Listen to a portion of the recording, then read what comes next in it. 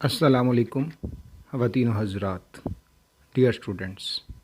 सी pack, जो एक game changer के नाम से भी जाना जाता है, हम आज सी पैक के पाकिस्तान पर मनफी असरात पर रोशनी डालेंगे।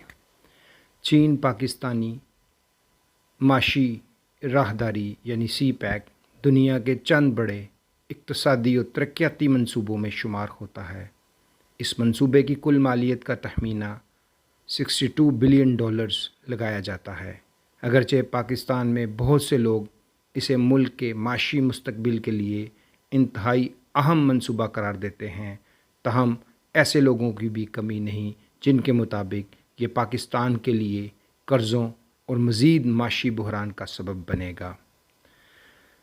1978 में डेंग ज़ियाओपिंग ने ओपन डोर पॉलिसी का ऐलान करते हुए गैर मुल्की कंपनियों की चीन में तिजारत और सरमायाकारी का खैर मकदम किया और गैर मुल्की तिजारती इदारों की हौसला अफजाई के लिए फौरी तिजारती बुनियादों पर मबनी इस्लाहात का नफाज किया।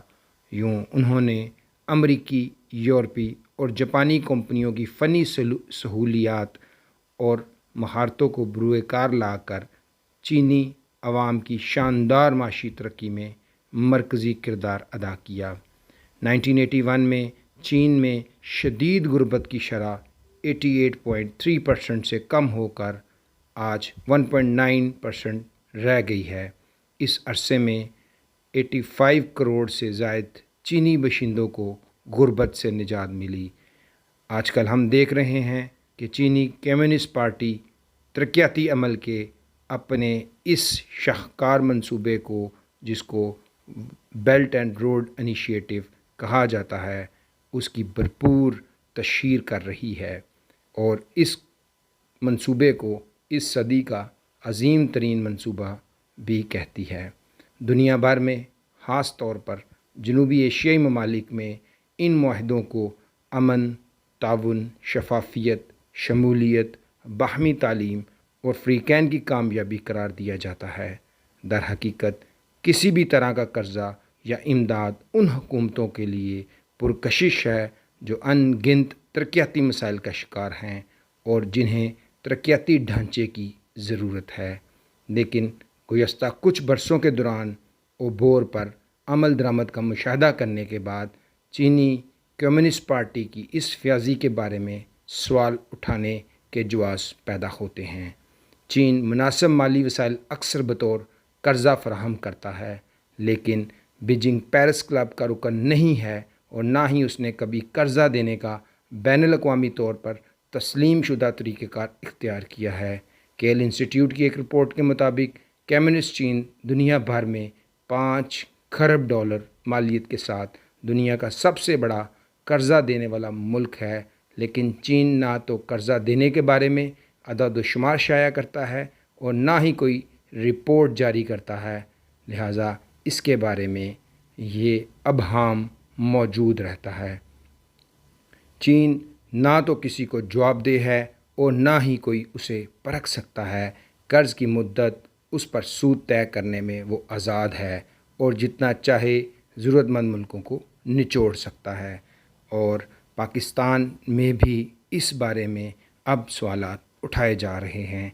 सी पैक अबोर का सबसे अहम हिस्सा है, जिसमें पाकिस्तान के अंदर इलाकाई अज़म के तहत $62 बिलियन मालियत की सरमायाकारी की जानी है।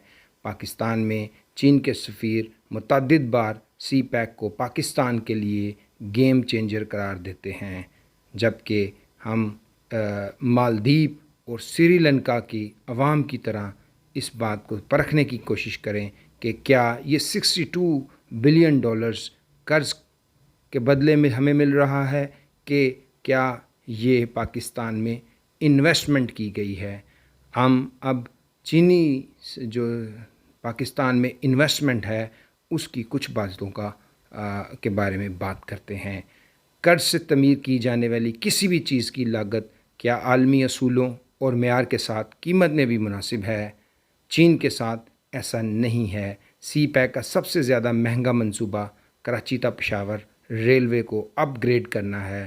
شروع میں منصوبے کے اعلان کے وقت اس کی لاگت کا تخمینہ $8.2 بلین تھا، جس کو بعد میں کم کر کے $6.2 طے کیا گیا، لیکن آج اس کے بارے میں یہ بتایا جا رہا ہے کہ یہ جو منصوبہ ہے اس کی جو لاگت ہے وہ بڑھ کر $9 بلین ہو چکی ہے۔ تو پاکستان کے عوام سی پیک کے سب سے مہنگے منصوبے کی قیمت کیوں نہیں جانتے؟ یہ ایک وہ سوال ہے، اس کے بارے میں ابھی تک رائے عامہ کو کچھ نہیں معلوم۔ اس کے علاوہ سوال یہ ہے کہ اس حقیر رقم کے حامل منصوبے کو مکمل کرنے کا ٹھیکہ دینے کے لیے قواعد اور شرائط کو پورا کیا گیا ہے، یا جو قرض دے وہی کام بھی مکمل کرے، جیسا کہ سکھر ملتان موٹر وے کو مکمل کروایا گیا۔ اس منصوبے پر کام کرنے والی چینی firm China State Construction Engineering Corporation کو 2009 میں کسی بھی IMF پروجیکٹ کے لیے نااہل قرار دیا گیا تھا۔ غریب ملک کے امیر سیاستدان اور نااہل کمپنی کے اشتراک سے جو منصوبہ مکمل ہوا ہے وہ بدعنوانی کے الزامات کا ابھی تک موضوع بنا ہوا ہے، جس میں قیمتوں میں بے جا اضافہ اور فنڈز کے نام پر ناجائز استعمال کے الزامات بھی شامل ہیں۔ سی پیک میں آنے والا پیسہ امداد نہیں ہے، یہ لگ بھگ قرضوں اور دیگر مالی معاونت اکثر بغیر رعایت کے خود مختار ضمانتوں کے ساتھ یا چینی سرمایہ کاری کمپنیوں کے لیے منافع کی ضمانتوں پر مبنی ہے، اور یہ سارا سرمایہ واپس چین جائے گا۔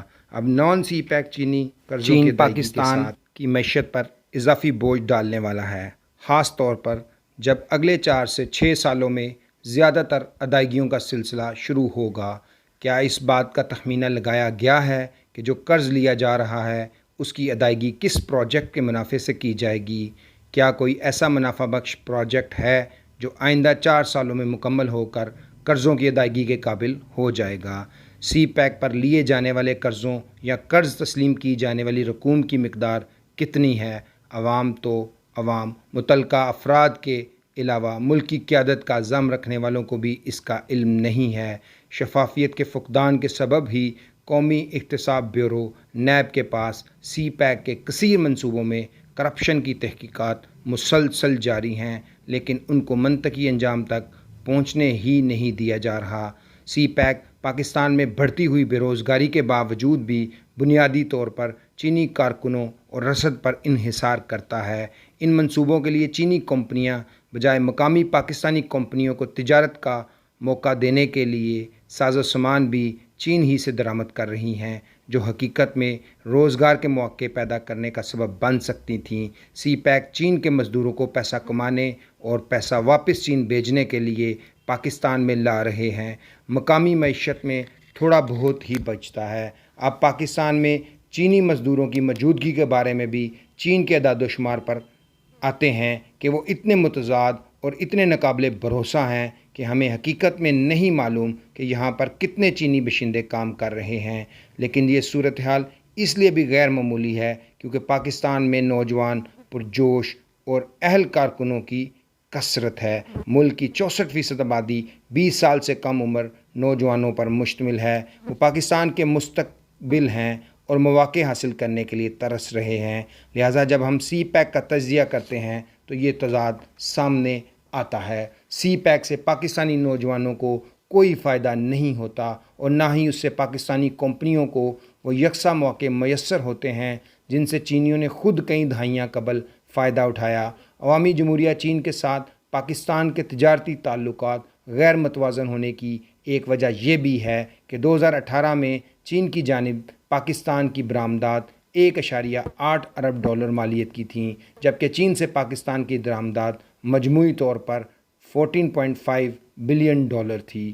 ہم نہ سی پیک کے خلاف ہیں نہ اس کی افادیت کے، مگر سوال یہ ہے کہ پاکستان میں سی پیک سے فائدہ اٹھانے کا سٹرکچر کسی بھی سطح پر ایسا ہے کہ پاکستان اس سے خود مستفید ہو، یعنی کسی طرح کی صنعت کا قیام، تعلیمی یا ہنرمندی کی ترقی کا کوئی ادارہ، نظام انصاف یا سماجی ترقی کا کوئی اصطلاحاتی ایجنڈا۔ سی پیک کی مد میں ہم پر سوار ہو جانے والے قرضوں کی واپسی کی کوئی منصوبہ بندی کی گئی ہے یا نہیں۔ اس کے علاوہ اگر پاکستان ایک جمہوری اور آزاد ملک ہے تو اس کے ہر شہری کو معلوم ہونا چاہیے کہ اس کی جیب سے نکلوایا جانے والا پیسہ کس کو کس طرح دیا جا رہا ہے۔ Thank you very much.